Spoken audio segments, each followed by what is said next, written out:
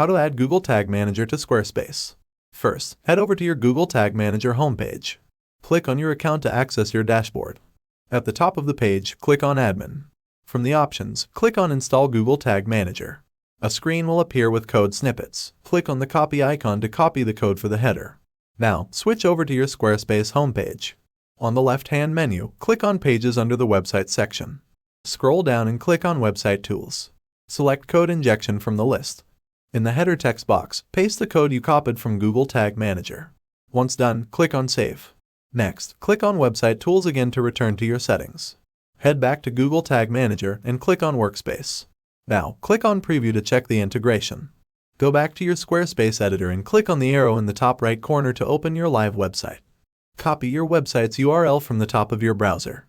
Return to Google Tag Assistant and paste your website's URL in the provided text box. Finally, click on Connect to confirm that Google Tag Manager is successfully installed on your Squarespace site. And that's all there is to it. You've successfully added Google Tag Manager to your Squarespace website. If this video helped you out, feel free to give it a thumbs up and subscribe for more quick and easy tutorials. Thanks for watching, and I'll see you in the next one.